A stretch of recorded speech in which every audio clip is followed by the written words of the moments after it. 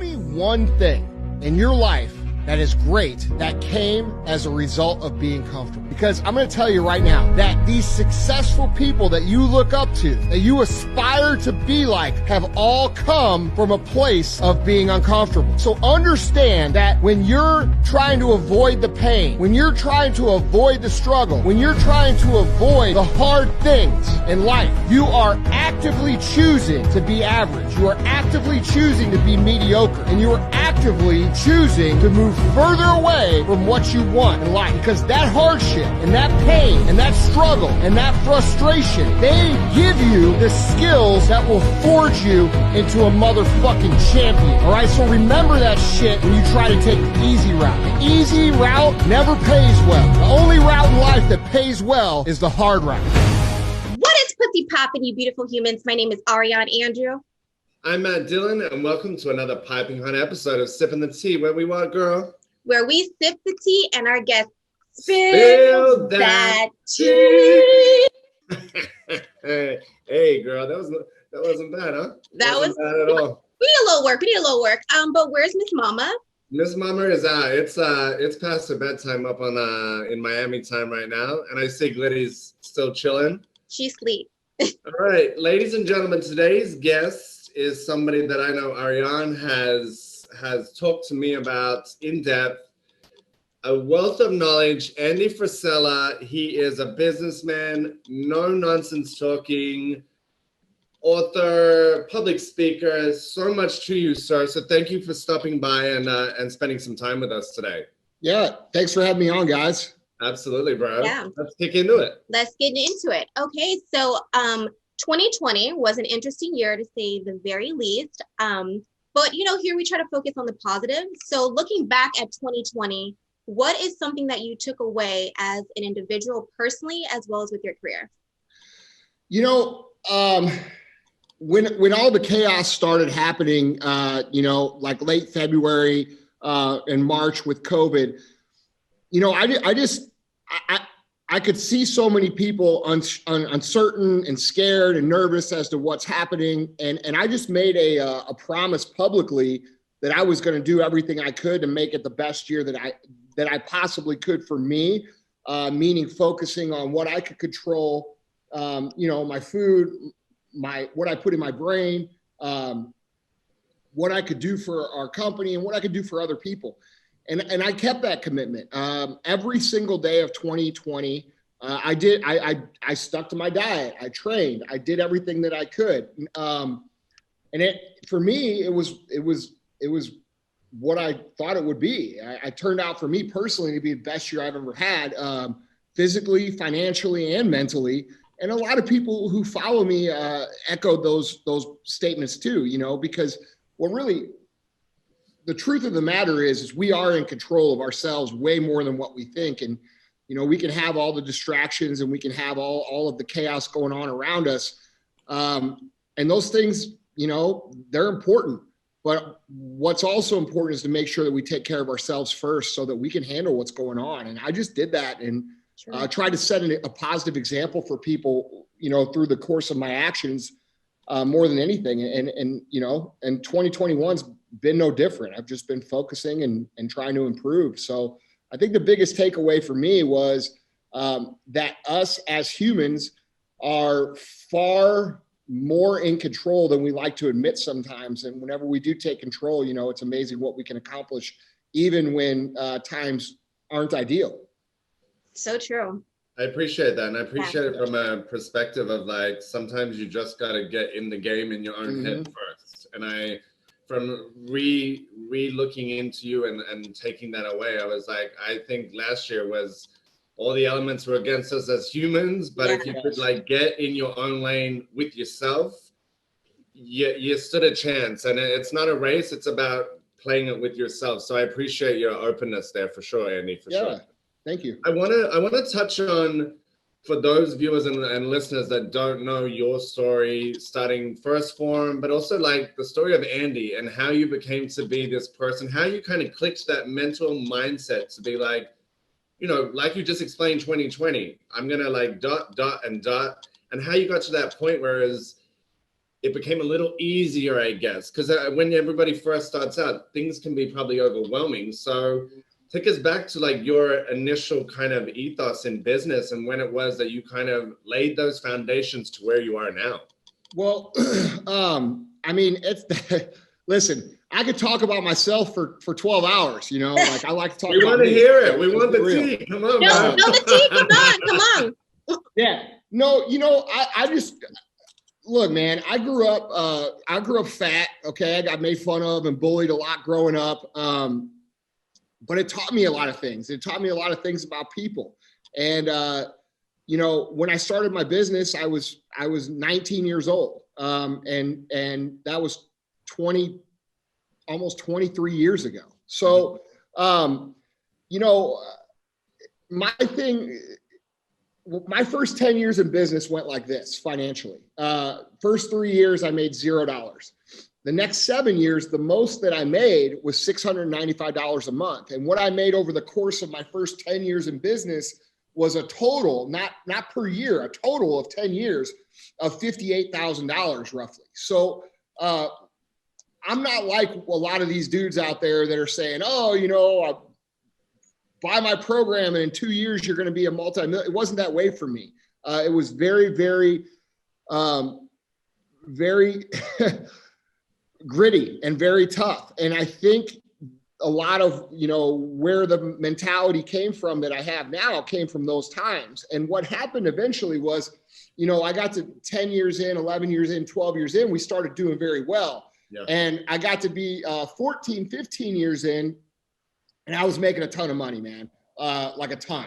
And I remember I got pneumonia and I was laying on my couch and I was watching this.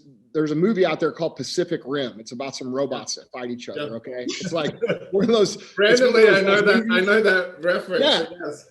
Yeah. So it's like one of those movies you watch when there's, you know, it's just on and you click it on. Well, I watched it, I swear, dude, like 47 times in a 3-week period. And I was looking at my phone and I could see my bank account and I'm watching the sales and I'm watching our company.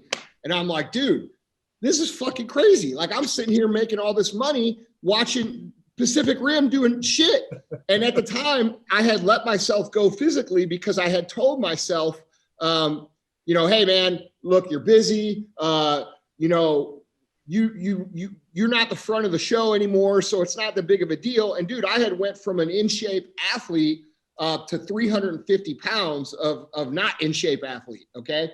And I remember sitting there thinking, while I had pneumonia, it clicked for me that this wasn't what success is, you know, and what actually clicked for me in my mind was, and this sounds real dark, but it's the truth, is I had like an epiphany and I'm like, holy shit, this is why successful people kill themselves.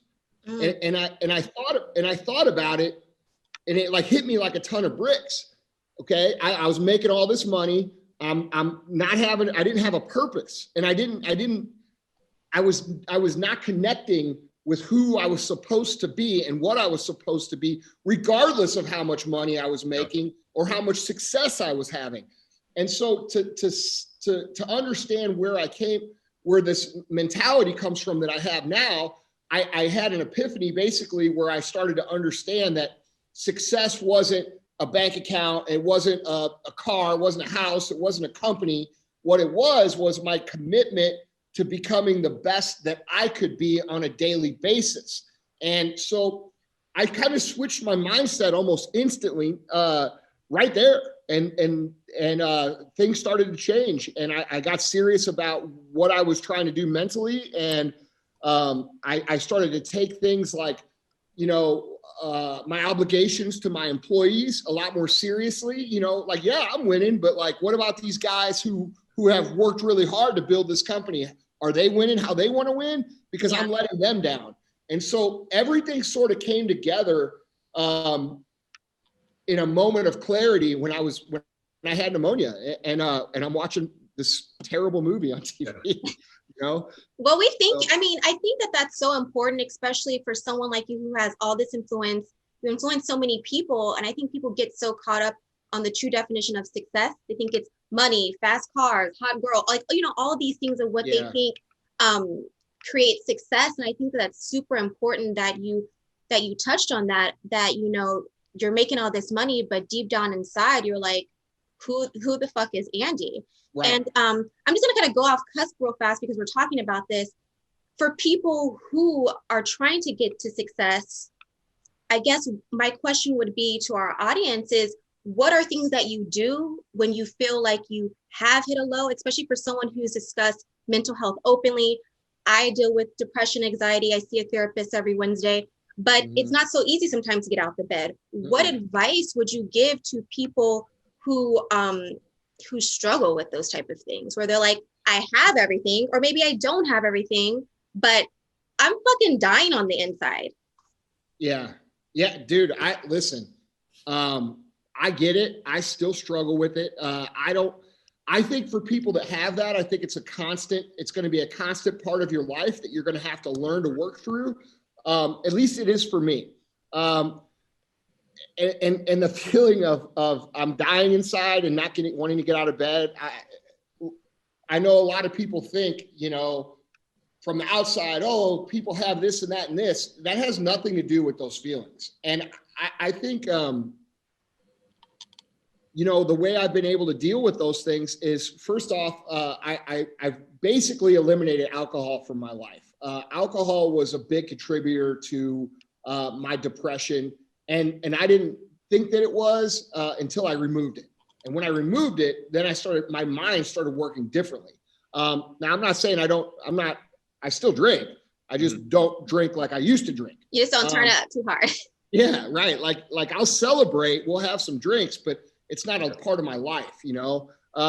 There is a difference with that. I've learned that myself, truly, because once you really flip that drinking moment, it can change the game for real. Sorry to interrupt, but that resonated with me. I was like, oh, damn. Yeah, I mean, you know, they tell us, oh, it's a depressant, but you don't realize how big of a depressant it is until you get away from it.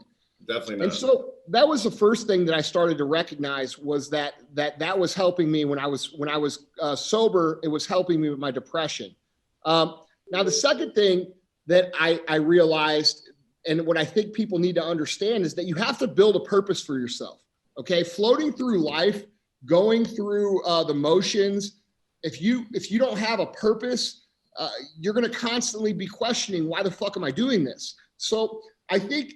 And I chose those words very specifically about building a purpose for yourself, because it doesn't have to be, hey, man, I'm going to save the world. Like, it doesn't have to be that. It can be simple things like, I want to be like for me, I want to be the best example for the people that follow me of what it looks like to be persistent and to win without being equipped naturally with all the gifts of winning. I feel like that's my purpose. My purpose is to show regular motherfuckers just like me that they can win. And I do that through my actions every day. That's why if you follow me, it's very consistent. Like I show the same things over and over again, because I'm purposefully trying to show them how to win. Now, if you're somebody who is, you know, like you're at the bottom, all right, and like you're not wanting to get out of bed and you're struggling right now, I would suggest talking to someone about this. Like, you know, therapy is a real thing. I've gone through different, dude, and there's no shame in it. There's no, you know, a lot of people like, especially men, like a lot of men are like, oh, well, you know, I'm a big, tough man. I'm not doing that. Dude, look, man, we're all human beings, and there's no shame in needing some help. So that would be my first thing for anybody who's struggling. The second thing is to try to keep the perspective of how blessed you really are. You know, there's a lot of good shit in our lives that gets swallowed up by the outside negativity on a daily basis, right? And I catch myself with this all the time. You know, it's amazing our mind's ability to take really good things and just throw them in the trash because we don't feel like appreciating them right now. And I think that's a huge, you know, exercising gratitude and trying to flip your mindset from, you know, how, you know, especially guys too, like, you know, right now, everybody wants to talk about how hard they have it and their disadvantages and this and that. we have to stop victimizing ourselves to the point of where we're depressed and we feel like we can't win, because it's just not true. Okay. And so I'd say doing the things, talking to someone, exercising gratitude, and then building a purpose for ourselves, looking at what is our purpose? What are we trying to do? And it doesn't have to be huge. Maybe it's become a better father or a better mother for your kids, or set a better example for your family, and get serious about it. The other thing I think that makes a huge difference for people is moving their body and fitness, and making sure we're getting plenty of water. The body, and this sounds all corny shit, right? Like, no, it's not. It's the truth, though. Yeah, it's basic shit. Yeah, it's basic shit. Yeah. How can your body run if you don't give it the shit that it needs to run? It's like having a Formula One race car and putting shitty gasoline in it. Like, it's not going to fucking run right. Sure. And that's how we have to think of our brains and our hearts and our bodies. And so drinking water is a huge thing for people, I just think there's so many things that people look past that are very simple, because they're caught in the vortex, right? The vortex of darkness. Like, everything sucks. My life sucks. I have no chance. I can't do this because these people tell me I can't. Like, dude, look, we just got to control what we control. And the things that we can control as humans, unarguably, we can control what we put in our mouth. We control what we move. We control what information we put in our brains. We control who we surround ourselves with. We control who we follow online. And that's a lot of powerful shit, man. Yep. It sounds easy, though. Like, what you're stating is all facts. I have this saying of TIME, how you spend your time. But, for someone who maybe doesn't have the advantages, right? Who are not strong enough, someone like myself, someone like you, someone like Matt, who didn't come from much, and you're a product of your environment, it shapes you. They don't have those resources. They didn't even know where to look, where to start. And they're like, where the fuck do I even start? Because right here, follow this brother right here, because I'm telling you, no, I say that in a thing because I'll be honest, I wasn't aware of you. It's not in my realm. And when she showed me you, and I did my research, and the tagline, the regular, like the dude aspect, the thing. Yeah. I do feel like your legacy and your success to this point is because you resonate with people. Not like suited and booted and this and that. Yeah. You are somebody that is very relatable to anybody. And I don't talk shit like that, because I'm like, for me, it's like, it's interesting to me. It's interesting. But what I'm saying is, like, for someone who doesn't know, great. Hopefully, we want to get this out for people. But I'm saying, for someone who doesn't know who Andy Frisella is and can't follow him, I'm just saying, when you don't come from much, it is hard to know where you can get your resources from. Yeah, for sure. Look, man, I think becoming aware of.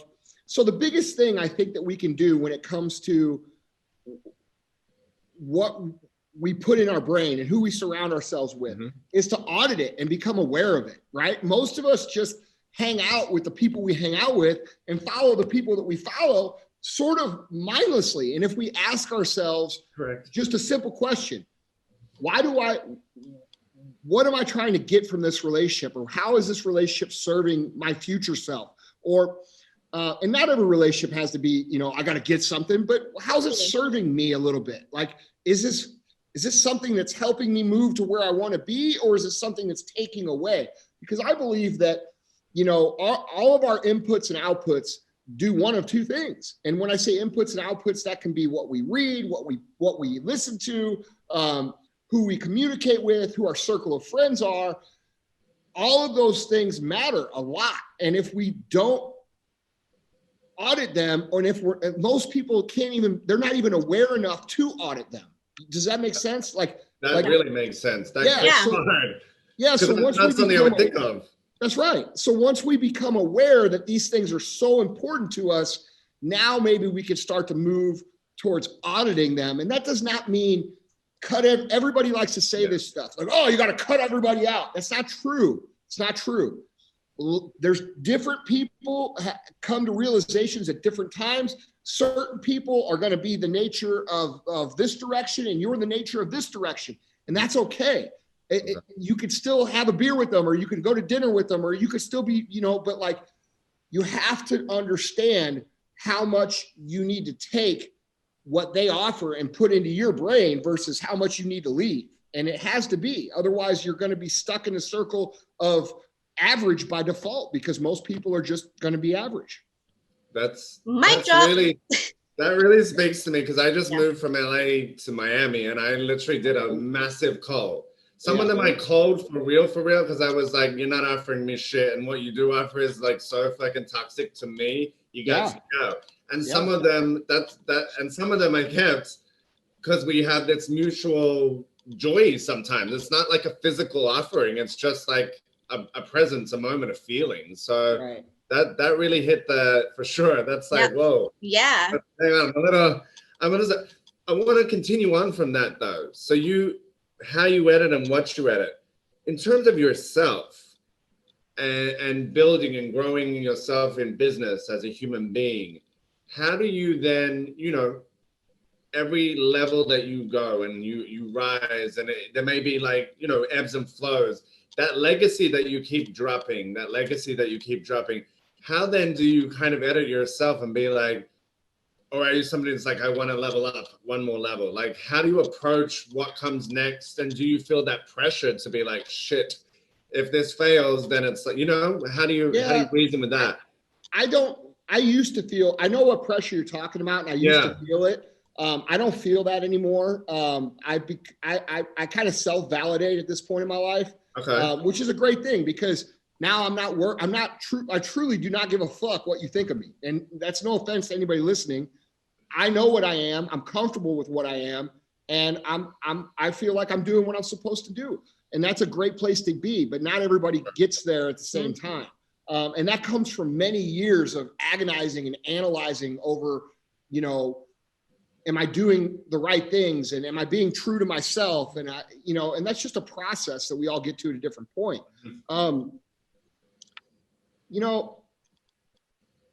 Fuck, man. I don't know.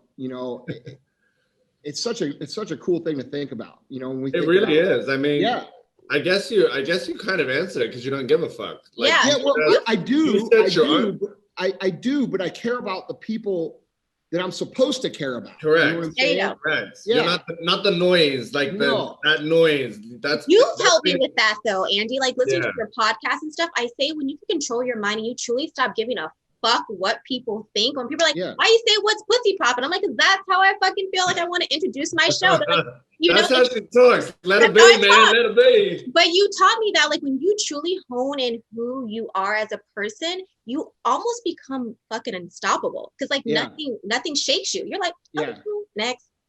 Yeah, and I think that's I think that's just a natural progression that people are going to get to.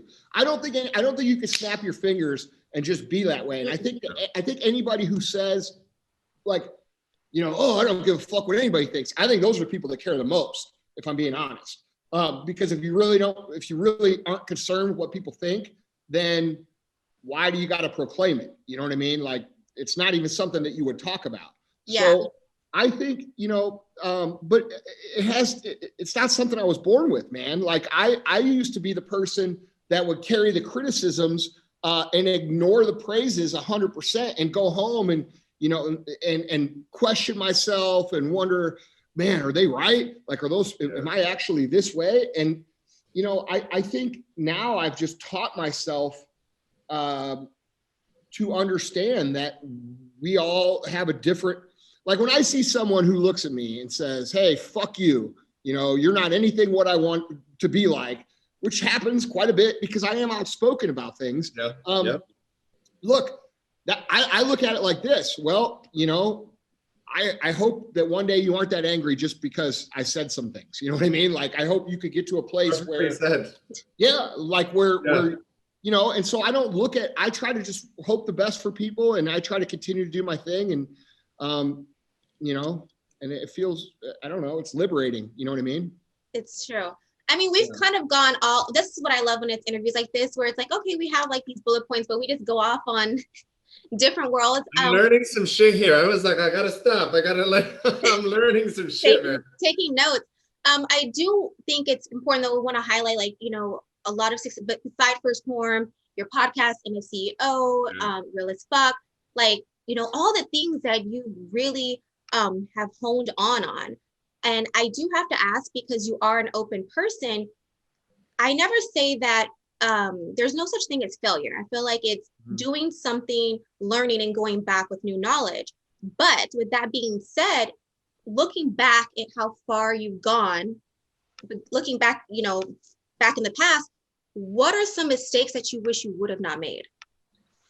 You know, I don't see it that way. That's not how I look at it. I truly look at it like, if I hadn't have made the mistakes that I made, I wouldn't be where I'm at now. And I wouldn't be capable of navigating.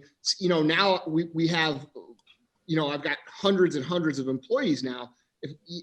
I would say my biggest mistakes that I made were when I was a younger leader and handling people in person, where I could have maybe, if I knew what I know now, I could have turned that person into what they were trying to become. And I think I made some mistakes earlier in my career with employees, where, you know, maybe if I could go back and change those, I would. But the problem is that if I had not made those mistakes then, I'd be making them now with the company that we have now. Yeah. And that means they would be way worse, and it would affect a lot more people negatively. So you know, it's hard for me. I don't choose to see the world and like, if I could go change things, because I'm very happy on the path that I'm going. And I have a long way to go. You know, my goals for what we do here, like, I still feel like we're at the beginning. I don't feel like we're at the end, you know, or, you know, so, you know, I would say developing people, was a weak point of mine 10 years ago. And I would say now it's probably my strongest point. But that's because at one point I was weak about it, you know? Yeah. So, but I think that there's some honesty there with that, because even though I always say, when you change the way you look at things, the things you look at change. It's perspective, and we all see life through a different lens. But you know, there are certain things, I always like to say I have no regrets, but if I look back at certain things, I'm like, maybe I could have handled that a little bit differently. For sure. I mean, I guess that's all I was just trying to ask is if there was anything, because you don't seem like a person that has regrets, but if you were like, if I can look back at that one thing, I'm glad you were able to touch on that, you know. I think I would have, you know. And the reason why I asked that too is just because you are this badass motherfucker who people are like, oh, he's never made a mistake. Oh, he doesn't have a bad day. You know, so dude. It's just more to, you know, reflect on that. Even some of the most influential people you see can look back at certain things and be like, okay, maybe if I did this a little bit. No, like the reason I'm having trouble coming up with one thing is because I've literally made all the mistakes, like every single one. But I just look at it, like you said in the beginning, I look at it as an opportunity to improve, and I let myself off the hook. I forgive myself. I forgive other people. You know, I've had people do some really dirty shit to me. I don't hold any grudges on those things. I just look at it like that's where you were then. And, you know, I hope you've moved past that. And so I would say my main thing would be just handling people a little bit with a little bit more, I don't even know if I can even say that, because dude, I hold a pretty hard line, and we're a high performing company. So I don't know that I would change it. You know what I mean? Yeah. I think time is the essence though, because to go back, you'd be like, now you know this, but it wouldn't have led you to this. So I like that perspective though. Yeah. There's never any mistakes unless you repeat them 20 times, then you're a dickhead. If you repeat something 20 times, then you're a fuckwit. Go. Bro, I tell people all the time, I'm like, look, dude, anyone could be successful. Okay. Here's what you got to have to be successful. You got to have the ability to learn from your mistakes. Okay. Yeah. And you've got to have the ability to not quit no matter what. If you can do those two things, eventually everybody else will quit or they'll fall off, and you'll be at the top of the mountain. That's it. It's really that fucking simple. And a lot of people hear that and they say, oh, well, that's easy for you to say. Well, fuck, man. Name me one thing that you've done for the last 23 years besides eat, breathe, and take a fucking shit. Because, no, it's the truth. It is. It's the truth. It is. Because I've done this for 23 years. I know this business. I know business. And I'm successful because of my mistakes, not because I didn't make them. You know what I mean? Yeah. There's the tagline crunched right there. And that is facts.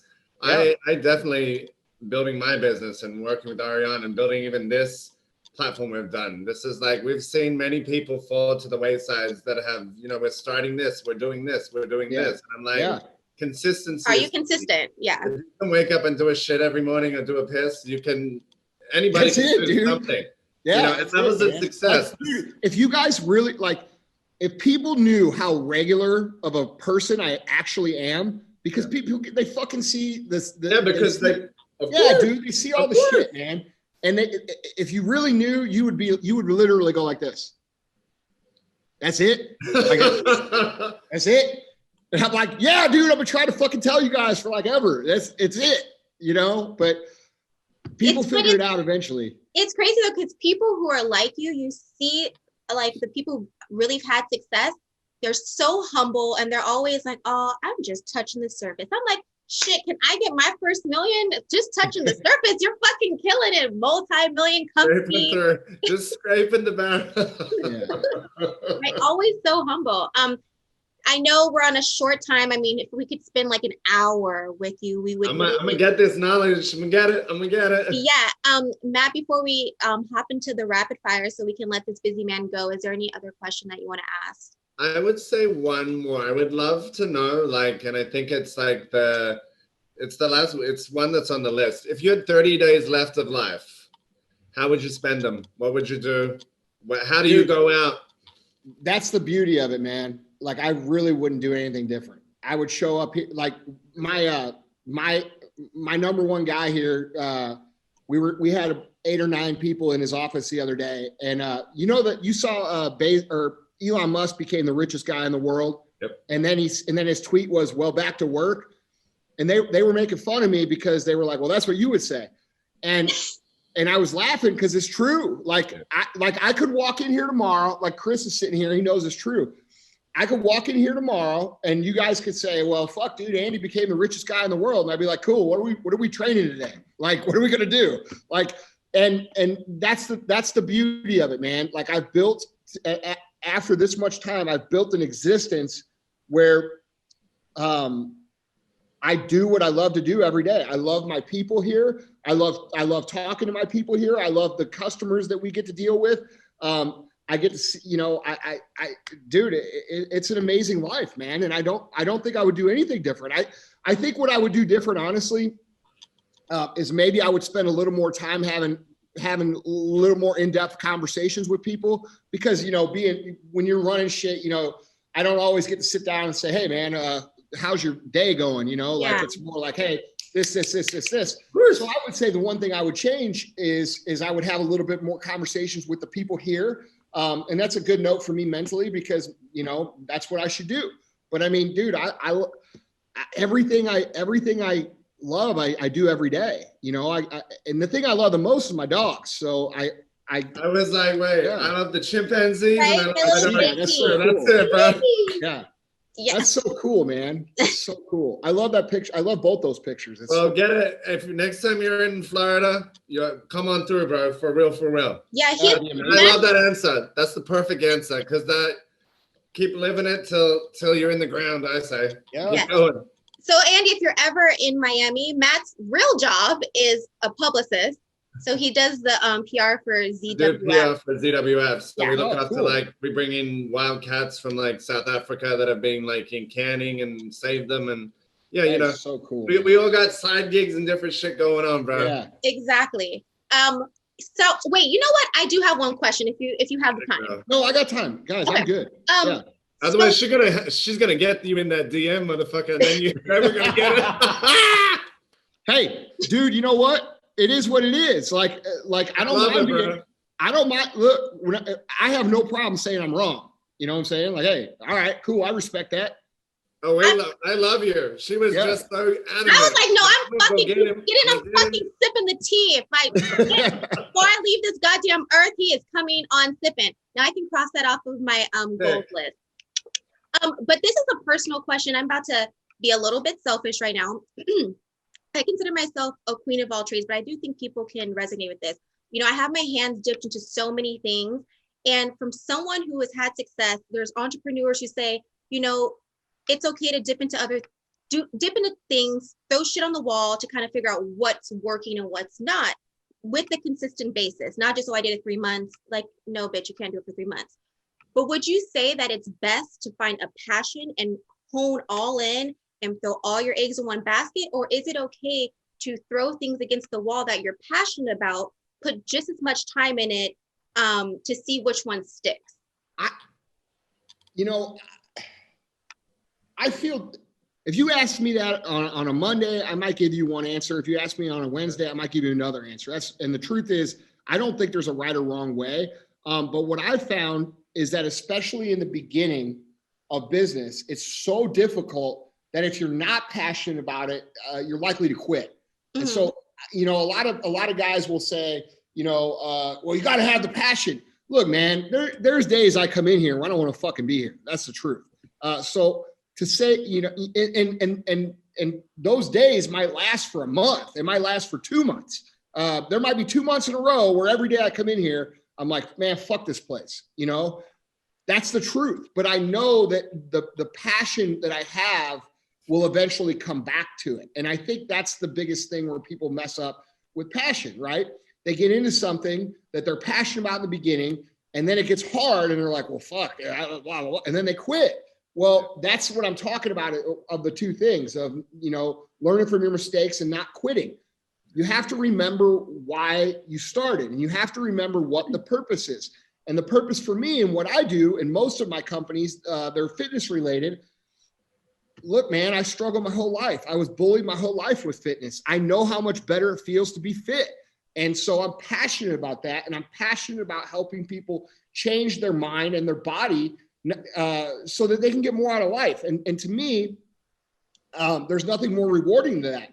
So no matter what I do, it always comes back to that. You know what I'm saying? So but I guess I'm trying to ask that, and that's a very good point you're making. Yeah. But like, I have my hands, we have Sippin the tea, I have my company label, my keys, my fitness app, my short film, all these things that I'm passionate about all of them. Because my saying is, the worst thing I could ever do is let a dream live at the cemetery. I'd rather execute, fucking fall on my ass and say, well, I try and I try anymore. So the question is it okay to have your hands in multiple passions? Well, that's a catch-22 question, because from a practical business standpoint, here's the problem with that. I don't want to say no, right? Because I don't want you to not find the thing that is going to be your thing. Mm-hmm. But what I also don't want you to do, and this is for everybody listening, is you have to understand that when you're in business, you are in a competition. This is a fucking competition, all right? I compete with other smart people all fucking day, every day, and I love it, okay? But if my passion is spread out amongst too many things, then what happens is I'm competing with someone who is all in on their passion where I might be giving it 25%. And it's not, I don't care how good you are, it's not reasonable to think that you can compete with someone when you're giving 25 and they're giving 100. It's just not real. So I think the answer is you have to find where it makes sense, right? It's kind of a balance. Like, do I love this? And is there a viable business opportunity for me to make the kind of money and the kind of success that I need to make? So you have to find that place and then decide where you're going to go with it, and understand that there's going to be times where you get up and you're like, fuck this, dude, I don't want to do it. And that might last for a month. It might last for a year. I've had years like that. But at the end of the day, I love what I do. And I have to, I read a book. There's a book about the founder of Wendy's, Dave Thomas. And there was something that he said in that book. I think it's called Dave's Way or something like that. But there was a line in the book, man. And I read this book when I was like 13 or 14 years old, but it always stuck with me. He talks about, it's called Dave's Way? Okay, Dave's Way. So that's what it's called. And so he says, yeah, dude, it's a great book. He actually used to live down there in South Florida by you. But anyway, he said, whenever I have doubts, whenever I have, doubts about my life or my business or things aren't going well, I'll go to one of my restaurants and I'll order a cheeseburger and a Wendy's Frosty. And he said he always thinks to himself, man, I can sell this. Things are going to be okay. And so that stuck with me, dude. Like that stuck with me. And it got me through a lot of times where I had lost passion about what I did, right? Like, so what I would do is I would go talk to people, and that would be my cheeseburger or my Frosty would be to go into one of my stores and talk to someone who's actually just getting going on a fitness journey or a new journey and it would get me reinvigorated.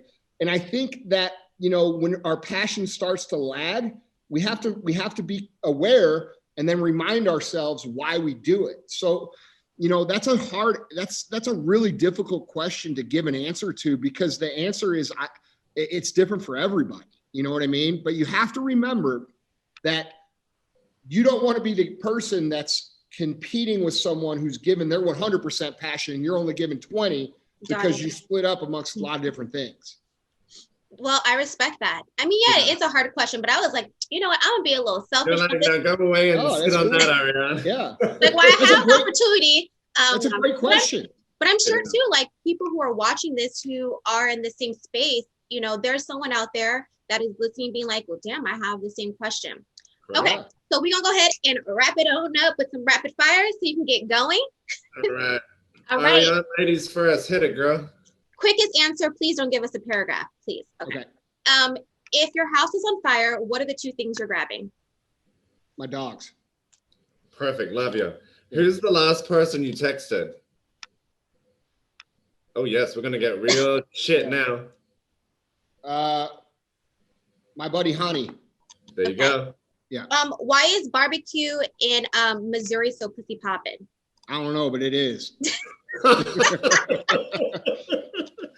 Oh my God. You got it figured out. That's funny. All right, last one. Who would play you in the movie of your life? Man, of course I would play myself. Bam, bitch. And that's how a motherfucker does it. That's right. Damn. Wait, no, we have to ask this. Who's going to win the Super Bowl? The Chiefs. Ooh. Mm-hmm. Okay, so for everyone who is living under a rock, there's so many things that we did not discuss, like 75 Hard. You got a million things that you got popping. So for people who are living under a rock, need to learn more about who Andy Frisella is, who is the motherfucking CEO, go ahead and plug your social media and where everybody can find everything that you're doing. Yeah, so you can just go to andyfrisella.com. It'll kind of show all my initiatives, because I do a lot of shit going on. But mainly on social, I'm active on Apple iTunes podcast, and the show's called Real AF. And then it's in the business category. And then the other thing is I do Instagram and I do YouTube, and it's just Andy Frisella on both. So you can find me there and check out what I got going on. Boom. Yeah. And where can people follow you at, Matt? You can follow me at Matt Dillon 1983. And what about you, Lady Love? You guys can follow me across the board at Ariane Andrew. And of course, follow Sippin' the Tea TV show on Instagram and Sippin' the Tea TV1 on Twitter. But we will catch you guys same place, same time of another Sippin' the Tea episode TV show. I totally butchered that. But you know the drill. If you watch same this place show, of another episode of Sippin' the Tea TV show. Boom.